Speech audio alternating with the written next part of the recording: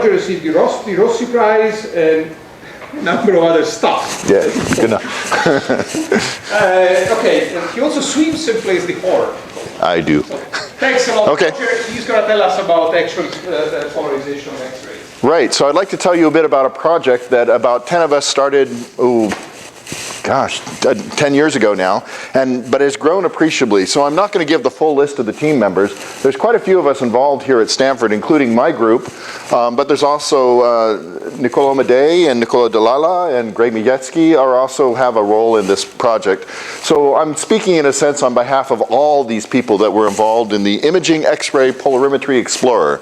And I'm going to tell you a little bit about this project because this 10 years of work that we put together to define the mission, assemble it, and get it launched has proven to be very successful. We were launched in December of last year, and I want to report to you first what X-ray polarization is for, how we go about doing it with this mission, and then give you a hint of what is to come. The first year results are already pretty exciting, and I'm going to give you a survey of what I can tell you. Now, some of my colleagues, a few of you were perhaps at a faculty retreat that I was asked to give a shortened version of this talk. But those of you who are there, I can assure you that since that was December and this is February, there are new results since then, and I will give you a few new things. I can't report on everything. Some of the results are still not published, and so but there's plenty, I think, to be of interest. So with that little preamble, I'd like to get started on trying to motivate this whole business. I'm going to use as the four-letter acronym of our thing, IXPE, as a little bit of a motivator or organizer for this lecture. I'll start with the X and the P. Why are we studying polarization, and why in particular X-ray polarization? Well, those of you who, astrophysics is of course the art of taking largely photons, but now multi-messenger signals from the sky and trying to decipher the physics of the machines that produce those signals. And polarization is particularly powerful because it probes geometry. It's very sensitive to the underlying geometry of unresolved systems. You got a point of light, but if you can measure the polarization of it, you can tell something about the three-dimensional structure. In particular, scattering often introduces polarization, and so extended structures like accretion disks and columns will have scattering-induced polarization signals. Perhaps even more importantly, whenever you have magnetic fields, and in astrophysics, our plasmas are almost always strongly magnetized, those magnetic fields will cause polarization through, well, partly again emission geometry because the fields can organize the structure, but even more importantly through synchrotron emission. Now, let's turn then to why the X-ray aspect of this is important, because of course people do polarization in the radio classically and also in the optical. In the X-ray band though, we are particularly blessed by being focused by necessity on the most powerful accelerators in the universe. Let's consider thermal X-ray emission. In order to get the kind of potential well it takes to generate the temperatures that will generate thermal X-rays, the wells have to be deep. And so this means that these are compact objects, black holes and neutron stars in particular. Only the inner edges of their accretion zones can reach X-ray temperatures. So you study X-ray polarization of those objects, you're looking right down next to the compact object source. And then for synchrotron emission, well, it turns out to make the synchrotron characteristic energy pass into the X-ray band, you need to have, with typical interstellar or nebular magnetic fields, you need to have very high multi-TeV electrons and positrons. And so by studying synchrotron emission from the sources, we are once again probing the very highest energy particles. Now, as I say, you can look at a characteristic synchrotron energy of a particle, and it can be written with a simple expression for the gamma factor of the electron in units of 10 to the 7. And so a gamma of 10 to the 7 is about 5 TeV. So as I say, tens of TeV are relevant here when you are on milligauss magnetic fields. That gets you up to the X-ray, soft X-ray keV range. But when you think about synchrotron theory, it turns out that the second aspect is important, and that is that those energies, the lifetimes are short. So the characteristic lifetime at 10 to the 7 in a milligauss is only a few years. And that means that when you look at these high energy X-rays, you're looking right next to the machines because the flow times out of them will mean that by the time you look far away from the machine, the synchrotron radiating electrons will have cooled. So we're typically talking about 10 TeV particles for soft X-rays. There are other polarization measurements, and we'll find it very useful to compare our X-ray polarization results with things from the radio or the optical world. But we have other advantages. For example, in the radio, intervening plasma can depolarize the emission. And in the optical, we often have very low polarizations in many cases, and absorption can be a serious issue. Okay, So that's why we do X-ray polarization, and if it's such a great thing, why the heck haven't you heard a lot about it before? Well, there's a long history to this business. It's been a long time in coming, this project I'm describing to you today, IXPE. In particular, back in the early founding days of X-ray astronomy, people did attempt to do polarization.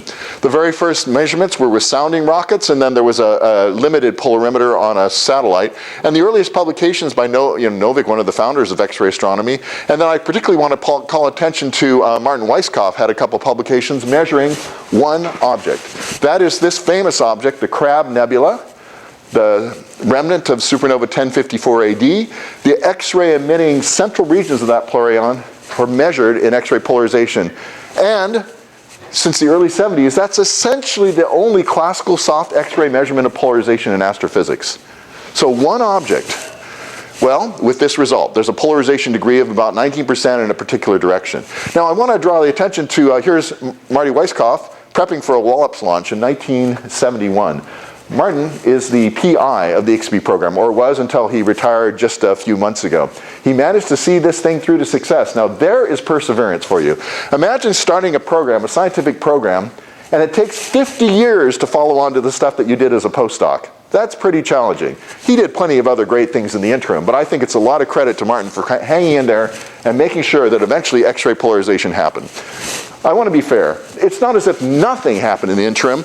There were a handful of other upper limits, and there was a very recent CubeSat, a very tiny satellite that demonstrated with the detectors that I'll be telling you about for IXPE that can be used in space. And those made a couple of very minor measurements. They did reconfirm the Crab results and got a few mostly upper limits on other objects. And at harder energies, you can actually do something slightly different using the Compton effect, and there's been a few experiments that constrain polarization, but only very roughly. Okay, so why did it take 50 odd years? Here's the thing, polarization is a bit of a specialty in almost any field. You know, you have to be a bit of a specialist to be able to deal with it. And so the community that's able to deal with polarization is not that large. So if you have a major astrophysical mission of one of these big X-ray missions like what became Chandra or XMM, often in the early days they talk about a suite of instruments on the back end, and that suite will include a polarimeter. But inevitably you run out of money, mass, and time, and the first thing to go is always the polarimeter.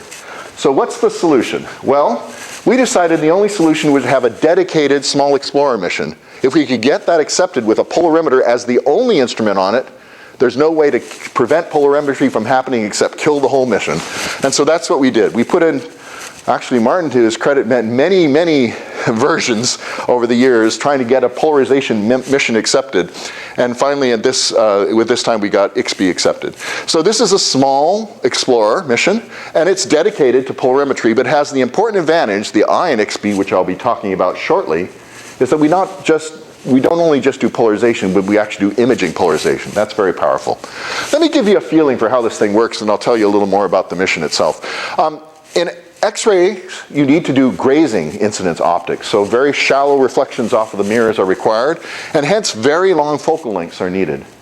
Effectively, the only way to get those long focal lengths and get a good focus with reasonable mirror technology is to have an extensible system. And so we have this boom which deploys during the mission and takes the front end of the telescope with the mirrors on it and unwraps it and pushes it out about 3 meters in this case from the base of the spacecraft, which has the detectors, the important polarization sensitive detectors. That's a single point failure. That was a little bit of nerve-wracking at the time, but it's all worked just fine. And as you can see, we have on our mission 3 equivalent telescopes and correspondingly 3 detectors in the back end. There's an important reason for 3.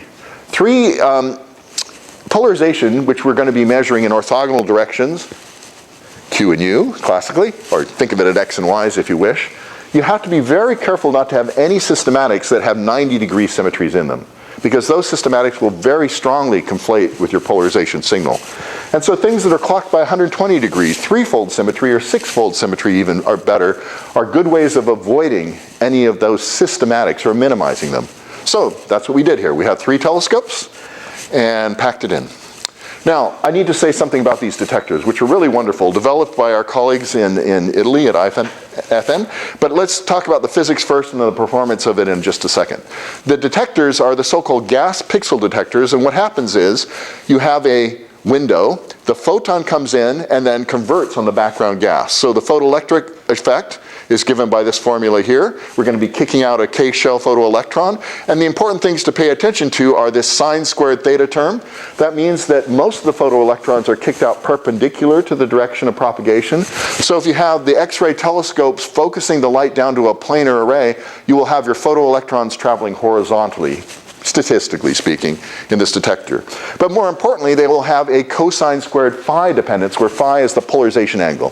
What's happening is when the photon comes in, the electric field in that photon kicks out the photoelectron. And so the initial direction that the photoelectron travels will be correlated with the electric field of the X-ray photon that came in. And that is the trick. By having an imaging detector, when the electron comes in and photon comes in, the electron starts to head off. If you can map that trail, here's an example of a photoelectron trail.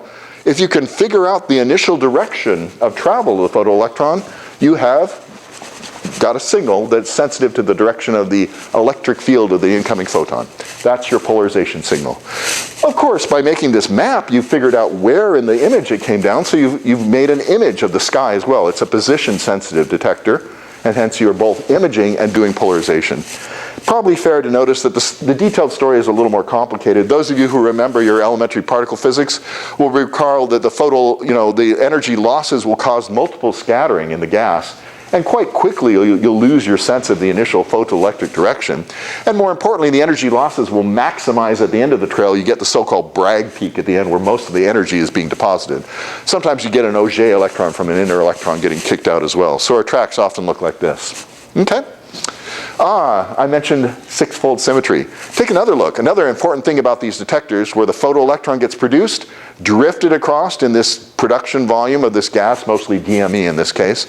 Then there's a gas electron multiplier, a thin plate that has a very high voltage contrast across it, and so electrons that pass into the gaps in this plate are strongly accelerated and multiplied by a large amount, so we get a large electron signal coming out and being read out by a dedicated detector pixel plane in the back. Notice those pixels are hexagonal, so we once again have avoided an XY source of symmetry.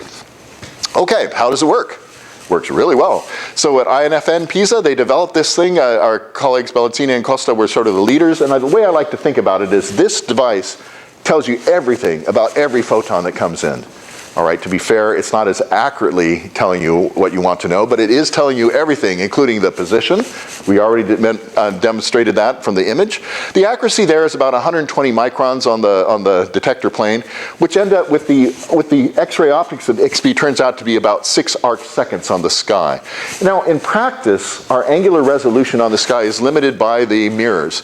These mirrors were home built at Marshall Space Flight Center. They're pulled off a mandrel, mass replicated, so they're not super expensive mirrors. They work pretty well. Certainly they work well for the money that was spent, but they give us an angular resolution of about 20 to 30 arc seconds. In other words, our detector can easily resolve the finest structure that we can actually image from the sky. The field of view is decent. It's about 10 to 13 arc minutes across. The whole business is quite small. That's a coin, so the whole detector is only about this scale. Works very nicely. Now, in addition to position, i.e. the image on the sky, you get energy resolution. Yeah, it's a proportional counter, so you shouldn't be unreasonable in demanding what you get, but it's not that bad. It actually is quite good for a gas proportional detector, and we've achieved something like 16% energy resolution at 6 keV. So here's some energy peaks. You can at least take the IXPE effective energy band and resolve it into several different energies. Normally we work between about 2 and 8 keV, and there's some sensitivity between about 1 and 10. So it's classical soft X-rays is what we're doing with this. When the event comes in, you can also time tag it, and so we can do pretty good timing. The dead time is quite modest, and so we can time photons to about 1/10 of a millisecond. That's sufficient for the fastest objects I care about, the millisecond pulsars, so I would say it's pretty good timing. And let's not forget that in addition to position, XY if you want, energy resolution, the photon energy itself and the arrival time, you get the electron vector position angle, the EVPA, the polarization. So that's all the information a photon carries. Not bad. First time this has actually been done in astrophysics, at least to my knowledge. Okay, now in practice things are not quite so simple. In order to extract the information from those rather messy tracks, you've got to do some analysis. Now these are simulated tracks of events at 3 different energies, and you can see at low energies the electron ranges out and stops pretty quickly. As you go to higher energies it travels a bit farther, so you can begin to see a trail. I'm showing you simulations here because what I get to do is mark the simulated point of conversion, that's the little cross, and the initial direction of the photoelectron. So imagine you got these pictures here. Your task is to figure out what direction that photoelectron was originally going. I think you can convince yourself that sometimes it's easy, but often it's pretty difficult. The team which developed these detectors developed a very clever algorithm using a weighted series of moments of this image to get an estimate of the direction of the photoelectron and the position of conversion. But when we heard about this, my student Lawrence Pearson and I, Lawrence is just finishing up his PhD this quarter, realized that this is an ideal application of machine learning techniques. It's an image processing analysis, and many things have been developed to accurately pull signatures out of rather messy images. And so we assembled a very nice simulation-trained neural net analysis that allows us to characterize the conversion point and the initial photoelectron direction, i.e. the polarization of these events, with substantially better accuracy than the initial, what we call moments-based analysis. Now when I say substantially better, let me be cautious. This curve here will give you some idea. If you had a perfect detector, if you had this modulation as a function of position angle phi, that's double sinusoid modulation, then the existing technology would give you this blue curve. That's the moments technology. The neural net analysis we did gives you the red curve. Yeah, it's better, but you can see you might not want to get too excited about that. It's a marginal improvement, but not insignificant. But what's really important is that the analysis gives us not just better measurements of the quantities, but quantified estimates of how accurate those measurements are. We have a quality measurement, a weight, if you will, for the events that allows us to combine a series of events to get a much better final result than we could get from any one event alone. So just to finish advertising for Lawrence's very good work that he did on this, we find that if the standard analysis gave you, this is a sensitivity as a function of photon energy coming in, and because of energy losses ranging out of the detector, this is the maximum you could possibly get is this black line. So the standard analysis got the blue curve. By just applying neural nets, we get to the red curve, but by applying weights to use the best events and weight the final results with that, we can pump ourselves up to, depending on the spectrum and the weights, this cyan or red curve there. So it's quite significant improvement in the final sensitivity. Turns out, as a side benefit, we also get better energy resolution on the photons and somewhat better position. That ends up being important for something I will not have time to talk about today. But just to let you know it works. Okay, now let me tell you a little bit more about the mission and how we actually got this thing on orbit. In a sense, IXPE is a victim of US space politics, and let me see if I can explain that story to you now. Whenever you have one of these missions, you almost inevitably need to be associated with one of the NASA centers. In this case, we are associated with Marshall Space Flight Center in Huntsville, Alabama. And if you're from Huntsville, Alabama, you are almost certainly going to demand that you use United Launch Alliance, US-made, government-sponsored rocketry. And so we were required, maybe not technically, but certainly politically, to try to use the capabilities of standard US, standard United Launch Alliance historical rocketry. What that means is that here's a picture of IXPE as it eventually was assembled for launch. This platform here is the base of a Falcon 9. Here's the Falcon 9 fairing. But I don't know if this picture quite does it justice. Maybe this diagram's a little better. Here's a sense of scale. There's IXPE, the size of a really compact car, maybe golf cart size, frankly. And the Falcon 9 fairing can easily handle a school bus. So we're a teeny little thing in this giant fairing. Why? Because when this mission was proposed to get it through, we had to propose that we would use the Pegasus launcher. Now it's a very small satellite launcher and its fairing is this size. So because of that, we had to fight and scratch and squirm to squeeze IXPE into this tiny volume, losing immense amount of mass and frankly some interesting scientific capability. We made it, and so NASA accepted us. But then the Pegasus ended up having a lot of difficulty. Very nice system. It's a small rocket that's launched from the base of an L-1011. Now, what the Pegasus does when you drop the plane and goes to orbit, it's worked quite well. It worked for the New Star experiment, but they've stopped producing them and it stopped being effective, and it was going years between effective launches with the Pegasus, and so we could not rely upon it. And so, finally, quite wisely, NASA agreed to let us use an alternative vehicle. The Falcon 9 ended up costing us about 20% less than the Pegasus, so this giant rocket cost about 20% less than this very small thing. Now, one small additional political issue, in order to make the Pegasus the vehicle that was demanded for the mission, we put into the mission requirements the requirement that the orbit had to be right around the equator. Now, there is a good scientific reason for that. It turns out, as you guys all know, that there's these protection from the radiation belts by the magnetic field of the Earth, and that protection is best in an orbit average sense as you go right around the equator of the Earth. So a low equatorial orbit is least susceptible to charged particles interrupting the observations. Now, to get yourself in a low equatorial orbit, it's not easy. You have to launch from somewhere near the equator. Now, the nice thing about the L-1011 is you can fly this plane anywhere and launch that has an acceptable runway. And the acceptable runway that's used in these cases is in Kwajalein Atoll in the South Pacific. It's about at 9 degrees north, so you fly down to the equator a bit and launch yourself, and you have an equatorial orbit. That's great. And in fact, to get a reasonable mass to orbit, they have to launch near the equator with the Pegasus. But that teeny envelope really constrained ourselves. So what happened when we ended up getting the Falcon 9? Well, we had a lot of fun. Some of us went down to launch in Florida at the Cape on December 9th, 2021, and we saw the thing go off in 1 a.m., so maybe not a completely civilized hour, but it's still fun, it's still exciting. It's still a little nerve-wracking to see something you've spent that long on strapped on top of a bomb and have the fuse lit, but it all worked. Here's the thing that was interesting though. The Falcon 9 is a very capable launch vehicle, able to carry a large amount of mass to orbit. This was by far the smallest mass that vehicle had launched to date. So they gave us a good price on it, I think, because they managed to use the Falcon 9 to do something a little bit unusual. Take a look at this little diagram.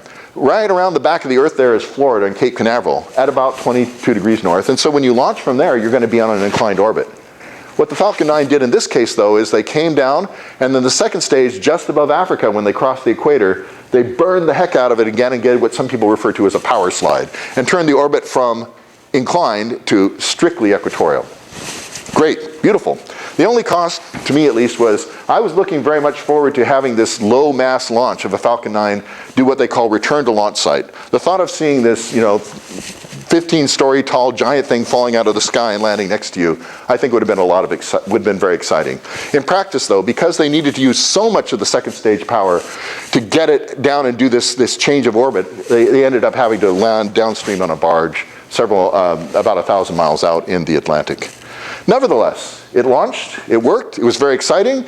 That initial step of unfolding the solar panels and then unclipping the mirror assembly and having it twirl and spool its way out on the boom, that all worked in the first few weeks, and so we managed to get ourselves a successful observatory on Sky.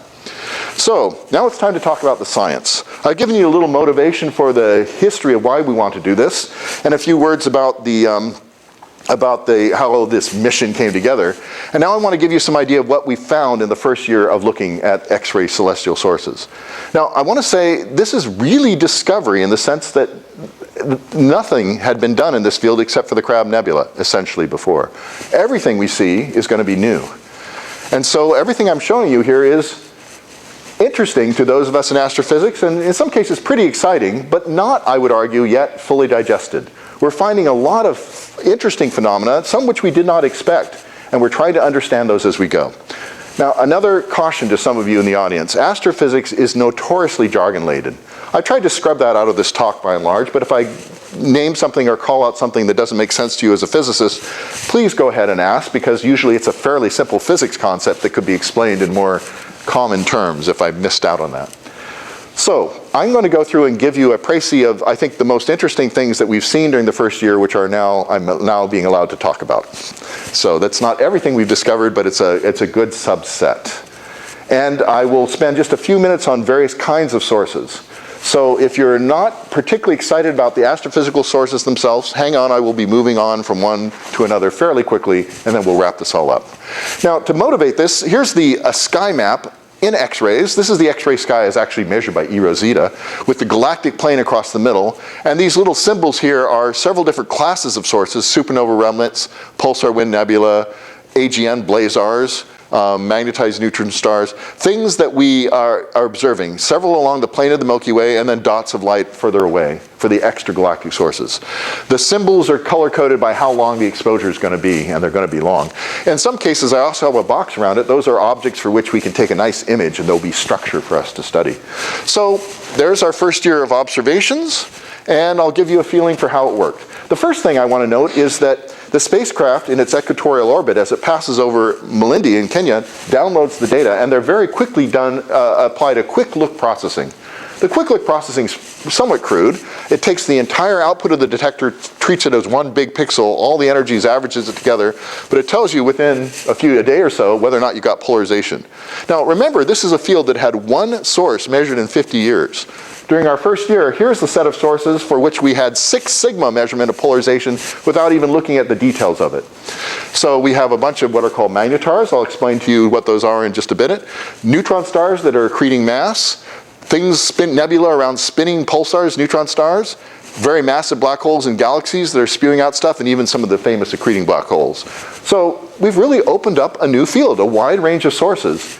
These are very famous objects for those in astrophysics and in galactic high-energy astrophysics, and we managed to look at a good fraction of many of the interesting source classes. Okay, but that quick look is somewhat limited. And what I want to do now is focus on the first initial of our name, I, for IXPE, and show you what imaging does for you. That quick look was image averaged. What does imaging do for you? Well, in some cases, the extended object is polarized with a complex structure across it. Supernova remnants and pulsar wind nebula are good examples, and I'll show you pictures, I hope, convincing you of that. In other cases, you'll have a complex region of the sky, maybe multiple sources in a small volume. And so being able to separate out those sources spatially and measure the polarization separately of the different objects, that's also useful.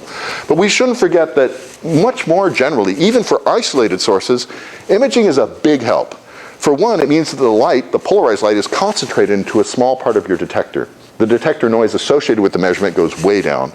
Second, you have immediately and contemporaneously a surrounding background measurement from the rest of the image of the sky that lets you calibrate out many of the systematic effects that might occur. So it's overall a really good thing. So let's start with the targets. In fact, I'll start with the first scientific target that we looked at. This is the famous supernova remnant Cassiopeia A. This is a Chandra X-ray image. And that X-ray image shows you the cloud of expanding gas from the supernova, from this little dot in the center, the compact object. And I'll give you some idea of what we hope to see.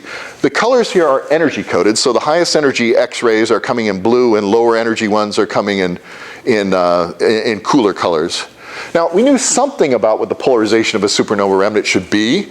We have radio observations of this object, and it suggests that the B is radial. Now, I should caution, I got asked about this the last time I gave the presentation. When an astrophysicist says a radial magnetic field, they mean that in some emission average or volume average sense the field is radial. I do not mean that this is a magnetic monopole with pure radial fields coming off in all directions. That would be a truly exciting discovery which you would have heard about.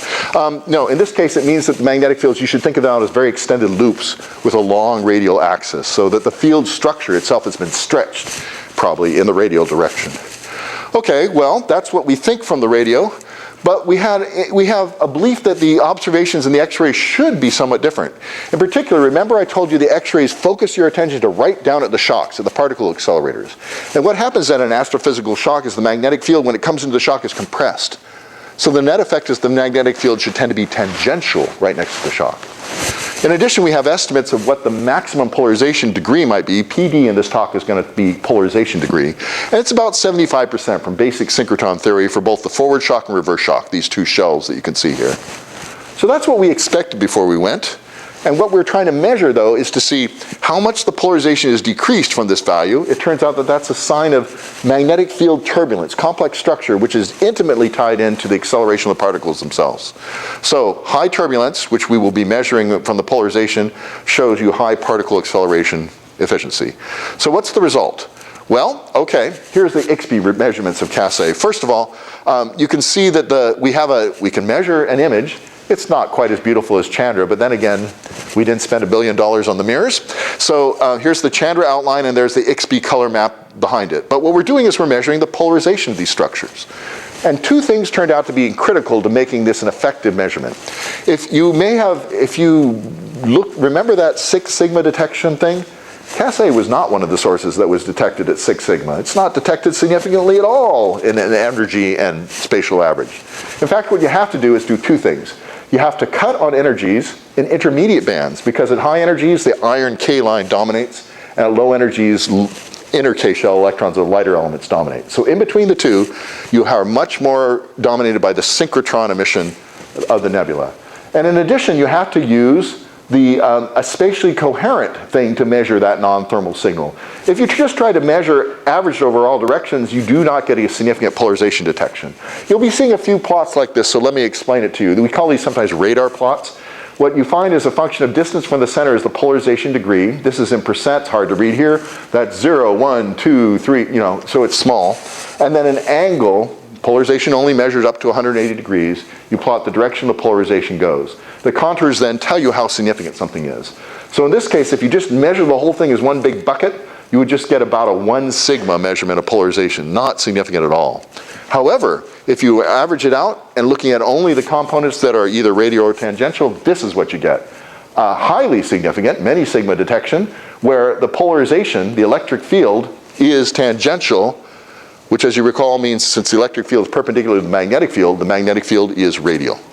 So just as in the radio band, we find that we are dominated by radial magnetic fields.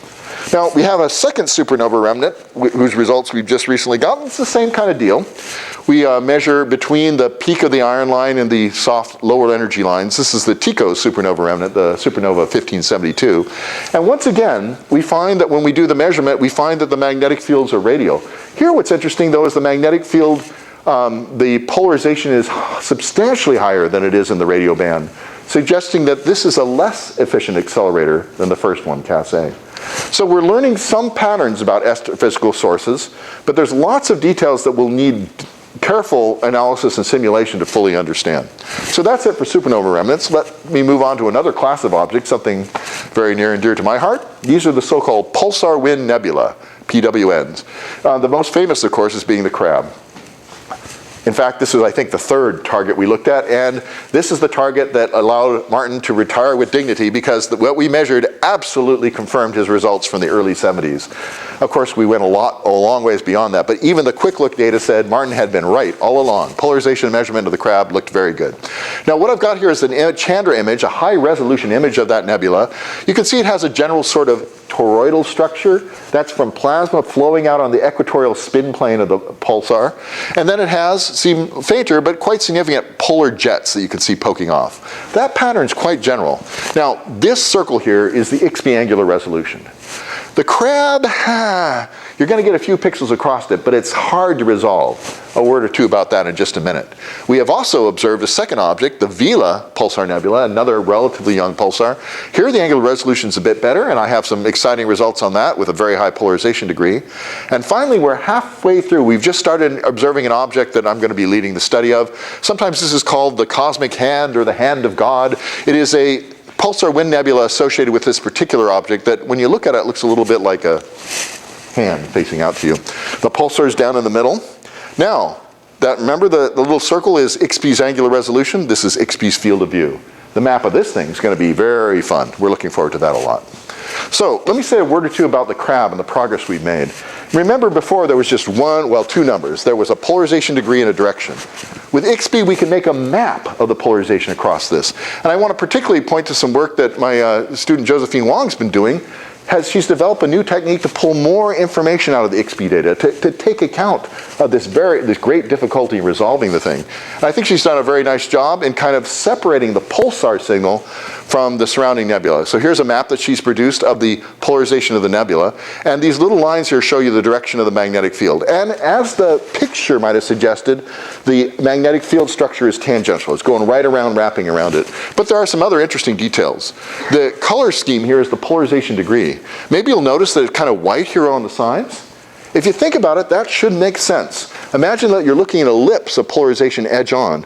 When you look at the two sides, they're kind of parallel to each other. The polarization doesn't really affect each other. But at the corners, at the sides, you're rapidly sweeping through 180 degrees as viewed from Earth. And that means that if you look at a given region with insufficient angular resolution, the polarization will average out. So we get these two kind of holes in the polarization degree when the angle goes and whips around the side. Whoop.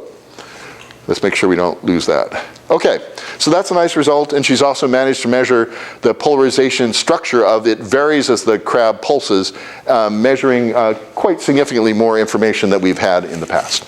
Let me continue on with that and mention just that one other very interesting result. This one's appeared in Nature recently, about a month ago.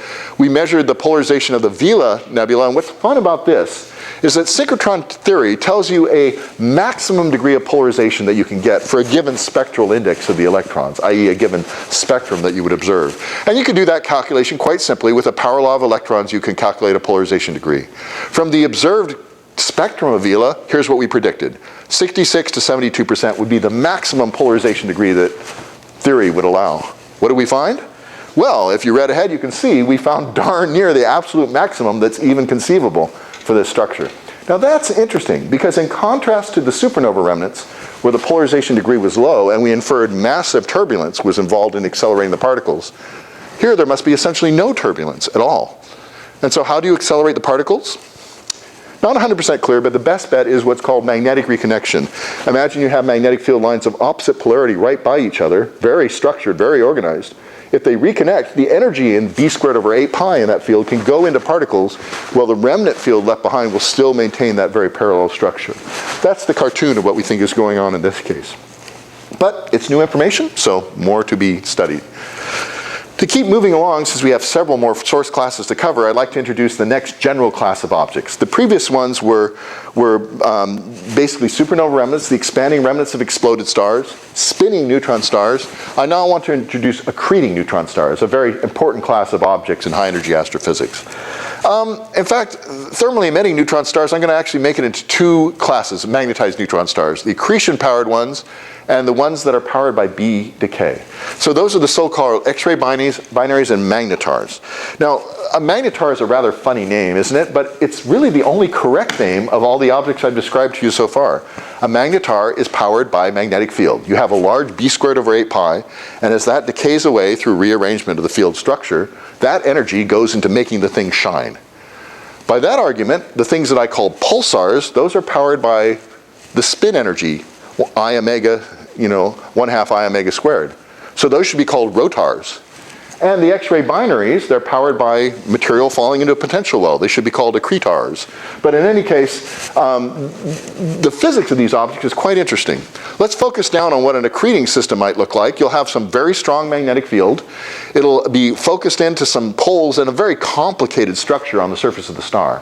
But you guys remember from your elementary electricity magnetism, if you think about multiple moments of an electric field, the higher the multiple moment, the faster it falls off as you move away from the source. So right next to the star, complicated, many multiples contribute. But as you get farther away from the star, it simplifies until it's nearly a pure dipole. That ends up being important because it means that the simplified magnetic field could, if that's imprinted on the polarization signal, you have a relatively simple polarization signal. And indeed, what we found from these objects is not what was expected theoretically before launch, but we think we're beginning to understand it. Before launch, the theorists over the last 40 years have been predicting enormous polarizations of 60, 70, even 80% in some cases, rapidly varying as the stars spin around. Instead, we find something quite different. We find low polarizations, 5 to 15%, rats. It makes the measurements much harder, but IXPE can do it. And we find that that polarization degree, while low, is organized into a very smooth swing. I think you can understand it. If you've read ahead, maybe you already do understand it. The story is this. The polarization degree is imposed at the surface of the star, where things are complicated. You may have multi-temperature regions, you may have a temperature inversion of the surface. In fact, you may even have the surface condensing into a solid instead of a gaseous atmosphere like most stars expect. But in contrast, if you look at the emission at a large distance, it's simple. And so the interpretation is this. The polarization degree is set at the surface, but the polarization direction is modified as the radiation propagates through the magnetosphere of the pulsar, Finally, when it breaks through at what's called a polarization limiting radius at many R star, the magnetic field is dipolar. And so the pattern of the direction is simple, although the pattern of the degree is complex. Okay, I hope I got that story across, but let me show you some examples to make you believe that that's sort of what we're seeing. Here's a famous object, HERX-1. Here's the shape of the light curve in this yellow curve there, and here's our polarization degree. It varies in a very complicated way, sort of high between the pulses, low in the pulse itself. But the angle ends up being simpler. It's consistent with a simple sinusoid. Similarly, for another object, CENX-3, which we observed, again, multiple components are emitting at different phases, and the polarization degree is strongest when, say, that component pokes through. That's a mess. But the polarization angle may be a little less convincingly here, but the polarization angle is relatively simple, basically sinusoidal. So that's the basic story. We expect that the polarization is created at the surface, but then rotated as it propagates to the magnetosphere, following the local magnetic field till it breaks free at large radius and has a simple dipole pattern.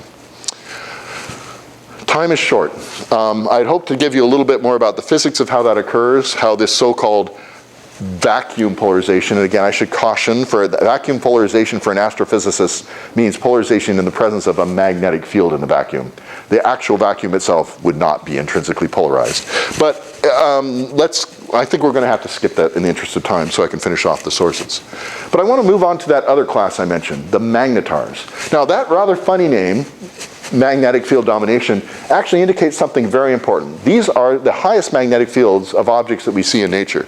The inferred dipole fields for these things are large. In fact, larger than the so-called quantum critical field. That's the field at which the ground state cyclotron energy is equal to the rest mass energy of the electron.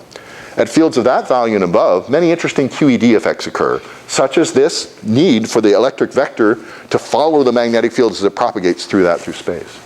So these so-called magnetars, and this is the first one you observed, that was published in Science recently, spins relatively slowly but has a very strong 10 to the 14 Gauss magnetic field, substantially larger than the quantum critical field. What do we measure? Well, this is what we saw. Complicated light curve, the polarization degree follows the light curve roughly, and the polarization angle is sort of sinusoidal. So that basic story I gave you is already there. I think that's good. But something else occurred which is actually kind of interesting. Here's one of those polar diagrams showing as a function of energy from low energy photons 2 keV up to high energy photons 8 keV here, how the polarization direction changed. At low energy it's kind of in this direction on the sky, and then it suddenly flips through 90 degrees to be in this direction over here. What we think that means is that we have two different things contributing to the polarization. One, at low energy, is the surface, and the polarization degree is quite low here. We believe that is because some regions of the surface have a condensed surface, a solid region, or that there's a temperature inversion preventing the atmosphere from inducing the strong polarization that an atmosphere normally would. And then when you get to higher energies, you're seeing resonant Compton scattering in the magnetosphere, and that resonant Compton scattering will emit in the opposite mode. Okay, so that's one magnetar, but it's not one magnetar, you've seen them all. We found a second one that we observed just recently, and this result is just coming out now. So this second, don't worry about the telephone number, terrible astronomical convention, but it's another interesting source with a slower spin, but check out this magnetic field, even larger than the last one. And what did we observe for its polarization? We didn't see this flip, this 90-degree flip. Instead, we saw a steady progression, but here's what's interesting. Look at the amplitude of the polarization. It starts off pretty large and gets extraordinarily large by the outer outskirts. So it's a quite different behavior than the previous one. And how can we understand that? Well, I have a little table here which you can read if you're interested while I'm talking, but I have a diagram here that I think that explains it perhaps a bit better. I made this plot to show, after some theory work that Robert Tirola did, what happens is the state of the surface of the star depends on both the temperature and the magnetic field. If the magnetic field is very strong, the individual atoms get stretched out into very long cylinders, and in fact the atom-atom interaction gets strong enough that it solidifies into it's believed to solidify into a solid state. So what happens is there's a dividing line between where there's an atmosphere at high temperature and low magnetic field, and where there's a solid surface at high magnetic field and low temperature. So let me show you where these objects we've been discussing live. The pulsars live over here. They have relatively low temperature, but the magnetic fields are typically 10 to the 12 or 10 to the 13 Gauss. We expect them to have atmospheres. The accreting neutron stars are way the heck up here. They're hot. They definitely have atmospheres on the surface. But the magnetars live in this transition zone. And in fact, here's the first one I talked about. It seems to live in the atmosphere domain, but the one I'm just describing here, when we measure it, the best thing we infer is that there are two different temperatures on the surface. One at 0.04 degrees Kelvin, and the other about 1.1 degree Kelvin. That's this range here.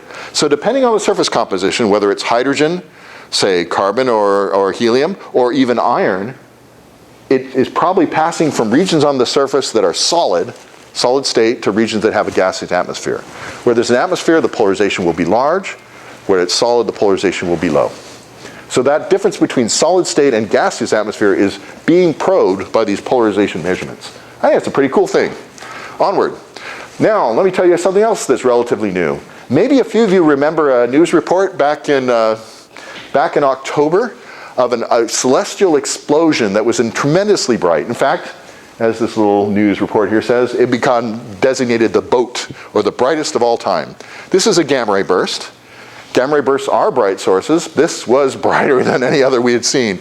Now, to give you a sense of scale, here's some plots of famous bright gamma ray bursts. These are all on the same vertical scale and the same horizontal scale. Here's the BOAT. This is the previous brightest one before. This was a record breaker. So this tremendously bright gamma ray burst was formed, it's a long gamma ray burst, one that lasts for many tens of seconds. It was formed by the core collapse of a massive star. In fact, by looking at the direction afterwards, we can infer from absorption spectra, we can infer the redshift was 0.015. So here it goes, bangs off on October 9th, 2022. A few hours later, telegrams start flying around by people who have noticed this astrophysical object.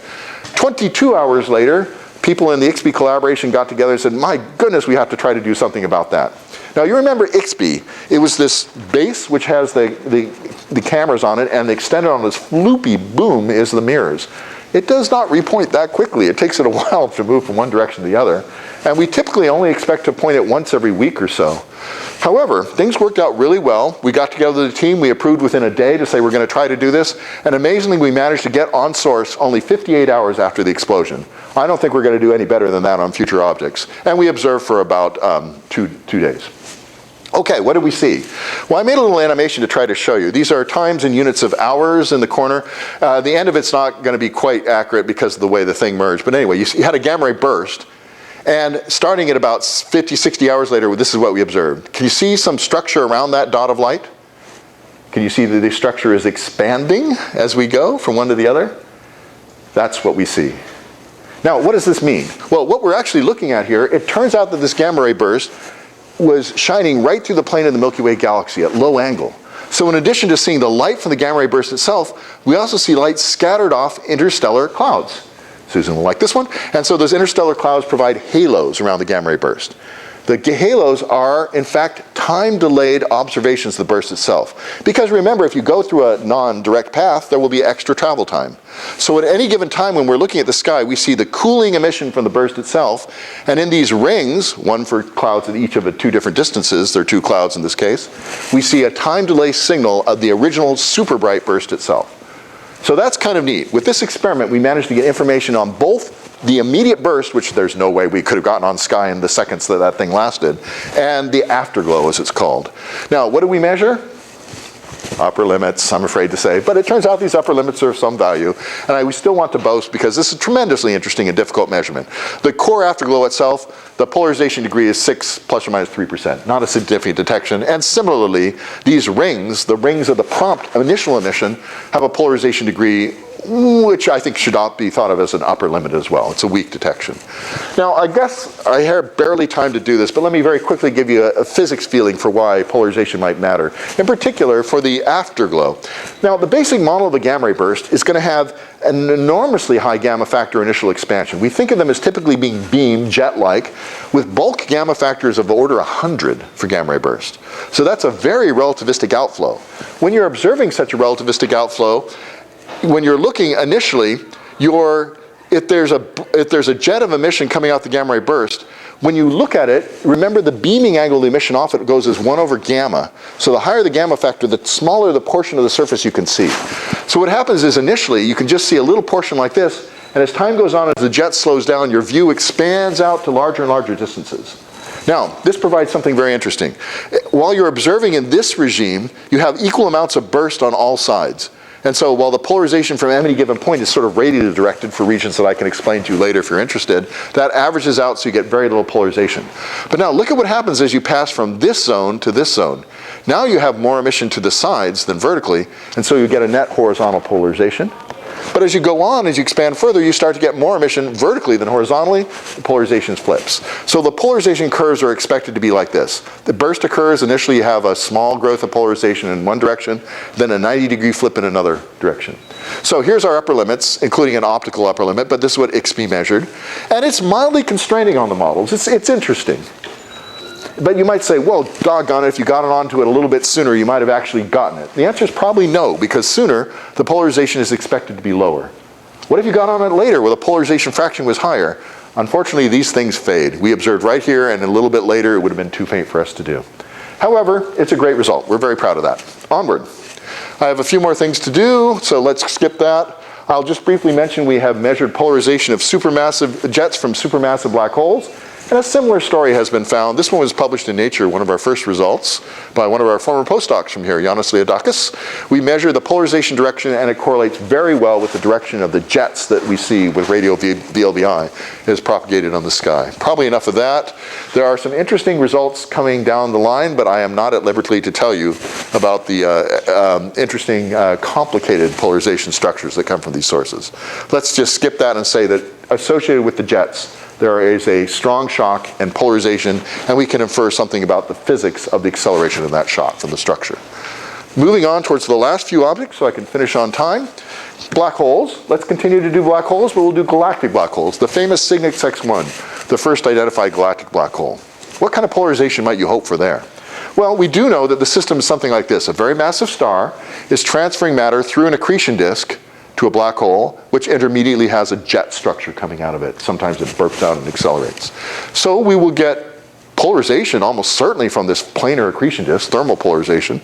We may also get Compton scattering off of a corona around this disk, and we can see that. We don't know the structure of that corona, but we'll figure it out. The jet itself may measure polarization, and finally, X-ray light bouncing out the star will certainly be polarized as well. So there were many possible signals. Interestingly, for this very famous object, which we had to observe, the predictions were pretty modest. The expectations that we would get something about 1 degree polarization, that's because it was believed that we were looking at the system relatively close to the jet axis, nearly face on. What did we find? 4 degrees. Now, 4% polarization. Now, you might say, well, that's rather pathetic.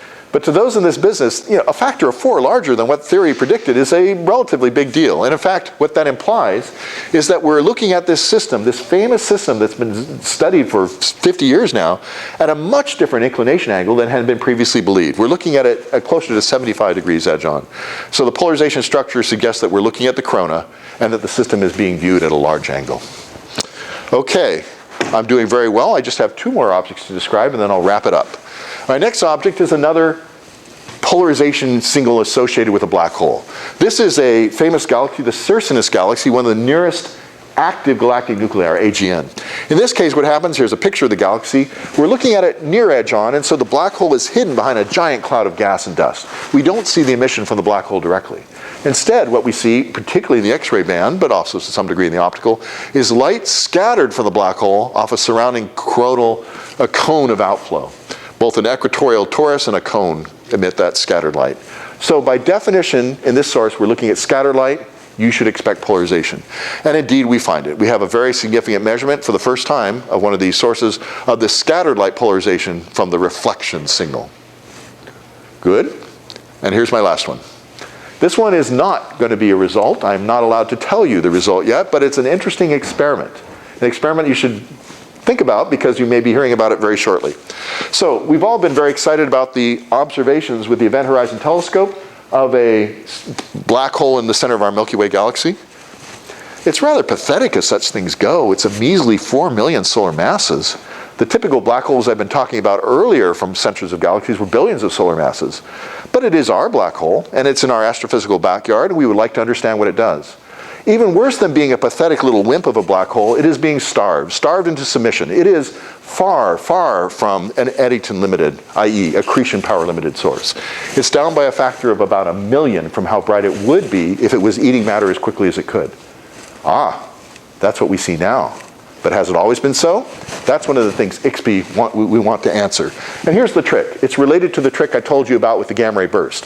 If the light travels a bent circuitous path, of course there's a time delay. So in this case, once again, we'll be looking for a reflected signal. In this case, not dust scattering, but rather reprocessed emission and reflected off of molecular clouds in the region of the galactic center. The extra light travel time to us as the observer, instead of going straight by bouncing off the clouds, since these are separated by distances of many hundreds of parsecs, the time delay is of tens to hundreds of years. So we get a snapshot by looking at the scattered light signal that's polarized from these sources of how that black hole in the center, what it was doing many hundreds of years ago.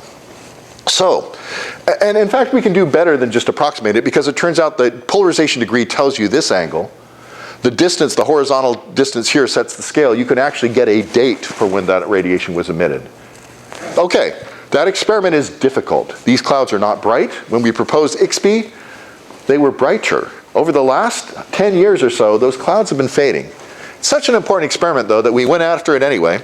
We got the first data set of 1 million seconds of exposure on this one direction in hand already. It's being analyzed, and I think it will be very interesting. We'll probably need to expose longer to really lock things down. But we have the ability to ask ourselves, is this black hole in the center of our galaxy, is it always been 1/millionth of an Eddington luminosity, or did it flare up to 1 million times brighter at some time in the last few hundred years? Good thing to know, I think. So here we go. I've got only one more letter in the moniker to do, and that's how I'm going to wrap up. IXPE, E stands for Explorer. Explorers are national missions designed to kind of open up a new area of research, open up a new waveband. I hope I convinced you that we've actually done that. We've taken something that had one object of one sort and turned it into a field where we're measuring dozens of objects of many different classes and getting new physics out of them in many cases. I think that's pretty exciting. Now, what's good about the thing is that this is not the end. We don't have expendables on this spacecraft, and we should be able to go for quite some time. We're in fact starting on year 2. When we do one of these missions, you typically get 2 years for the team that put the mission together to do the first observations. And then if you're lucky and it's been a successful mission, I'd argue we've been successful, and I think NASA agrees, you'll get what's called a guest investigator program. The general public can start to propose for ideas to try to do measurements with X-ray polarization. So starting in year 3, we are now expected to have a guest investigator program. So what are we going to do? Well, we've hit many of the famous really bright sources in the sky. To do more than that, you're going to have long exposures. The longest exposures to date are 1 million or 1.5 million seconds. So if you are going to propose, don't be shy. You better get out there and ask for many hundreds of thousands, if not millions of seconds to observe your favorite source. But there are a wide range of sources doable, and there's several things left to do. Even the famous sources vary in time.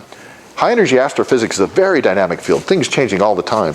And so there's a lot more that can be learned by studying the time variability. There'll be unusual transients, like the boat, that you can go ahead and study. But I think you can also just dig down with long enough exposures to even look at new source classes.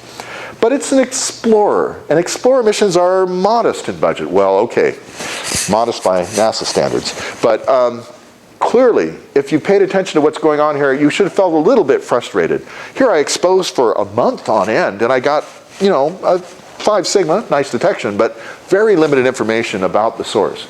We would like to do better. And our whole point of this mission was to make it small enough that NASA would accept it and that we would get it flown, but to show the community that X-ray polarization is a powerful tool. And we fully expect that that excitement, if we've done our job, will permeate enough of the community that there will be a follow-on mission, and that mission will do several things better. In particular, we better have more effective area. And if we're not forced into the tiny Pegasus envelope by the politics, that's a gimme. I think we can make much bigger telescopes. The second thing is I think we should have sharper angular resolution. The kind of blurry pictures I showed you were enough to roughly separate different pieces of things. But the beautiful fine details that we saw in supernova remnants and Pulsar wind nebula, we're losing those. And finally, I think that we want to not just observe in this 1 to 10 keV energy band, but we want to open it up a bit more. There's lots of photons at low energy and very interesting spectral features, including cyclotron resonances and such at high energy. So we've opened a field. It's far from being done. So thank you for your attention. I've gone just a hair over, but I'd be happy to answer any questions you might have.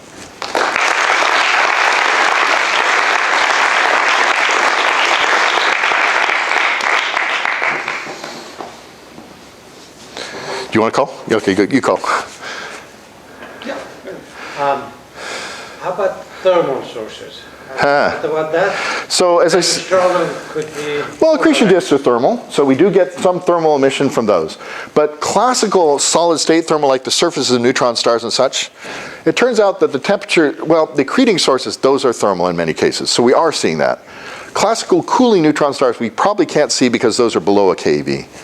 So it's going to be tough to do a lot of thermal stuff, and that's one reason why I'd like a follow-on mission to even go to lower energy.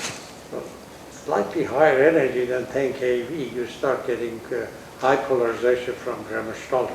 Yeah, so Brem's polarization is another whole physical process that we're not really probing here. But, you know, we're happy to get anything on Sky at this point after 50 years. So You're aiming at higher energy, how high you are thinking of going? well, one of the challenges that normal grazing incidence mirrors start to get very difficult above about 12 keV. New Star had managed to do it with special coatings and a special mirror geometry. In principle, you could probably get yourself up to 30 or 40 doing grazing incidence. I'd like to see that because that would include all these cyclotron line features I referred to. But I would doubt that we would get to 100 keV with this technology. But at that point, you might as well start doing Compton. And so you can measure polarization much more easily with the Compton effect. And there are other missions that hope to do that. Were there any surprises in the sense that, Sure. Arlo. Sure, you first and then we'll. But not well enough. Angular resolution, always a problem. Angular resolution. were there any surprises as far as objects that you predicted, for example, a very high polarization degree in theory as you were going to observe them and then found? Yeah, for example, those X-ray binaries I talked about, you can look at the classic papers from the 80s and 90s, and they all say the polarization should be 50 to 90%. We expected booming polarizations, therefore our initial exposures were kind of modest because we thought, oh, we're going to just be swamped in signal. In contrast, we found the polarizations are 10, 15%. I think we now think we understand that. Before, they had believed that the surfaces would be simple atmosphere surfaces. Those are almost guaranteed to have high polarization. If you have a temperature inversion on the atmosphere, it suppresses that polarization. Accretion can do that. But even more interestingly, if you have a solid state surface, if you condensed, the polarization from solid state is only going to be of order 5 to 10%. So I think we've already made some progress in understanding it, but that certainly was a surprise. And yeah, okay, sure. So generally, if you point an astrophysical telescope at the sun, bad things happen. So presumably that's not in the cards. But do you know if there's any sort of missions that are being thought about or proposed in terms of doing X-ray polarimetry with the sun now that RESI is not? Yeah, RESI was the only one that made an attempt at that. Yeah, right, did some of that. I'm actually not 100% sure that, I don't know if the concentrated light would kill IXPE or not. It's a good question. I hesitate to dump that much power onto the windows of our detectors, but the sun would be unresolved to us essentially, so it would be just a single pixel. I don't think it's quite as interesting. It's probably not interesting enough to risk the mission on, but I do not know of a follow-on to RESI. There may be other missions. Some of the Compton missions certainly will be able to look at the sun, so at higher energies. That's a good question. We have no such plans at the moment. Yeah, early on when you were telling us about how you actually do the polarization measurement, it seems like it's very reliant on having individual events that you can control.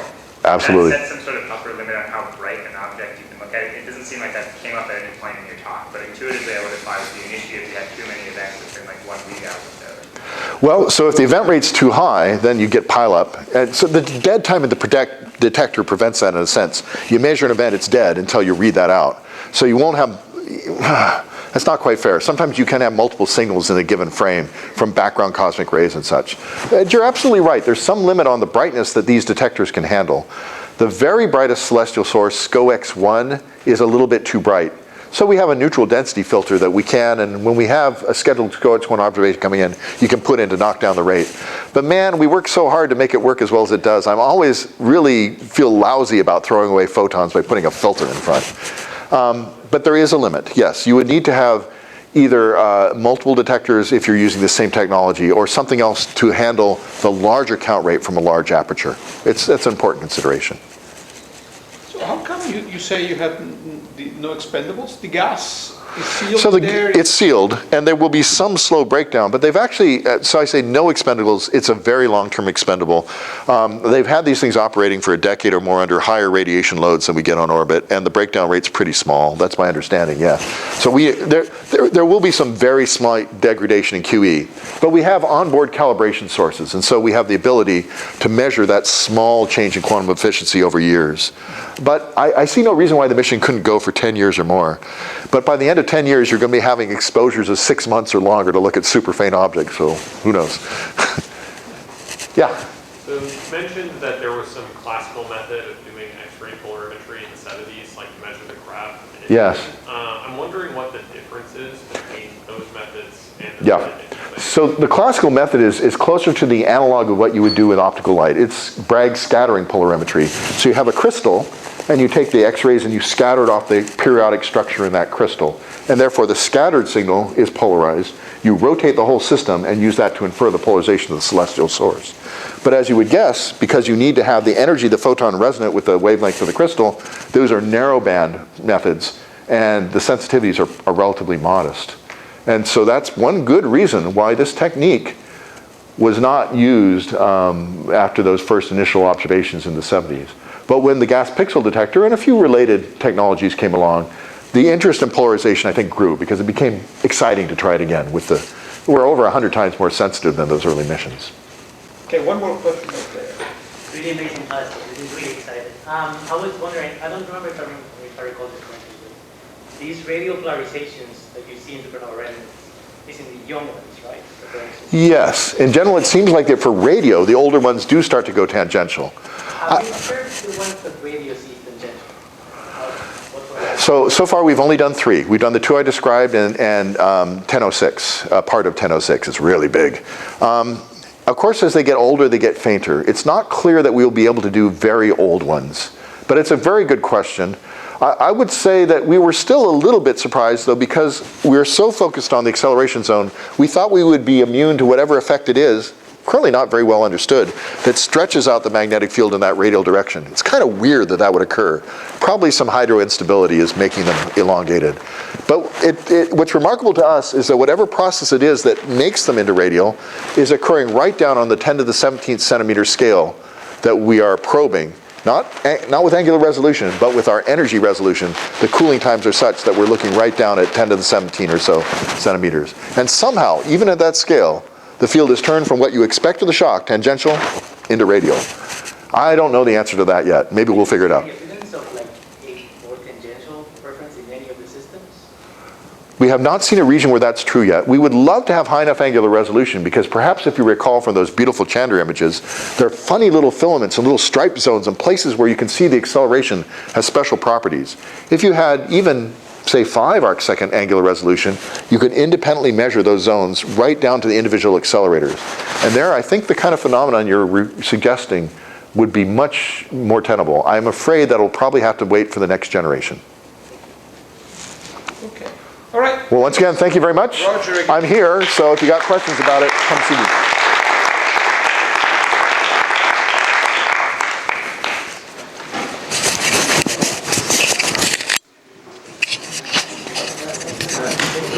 Yeah, hopefully it was fun.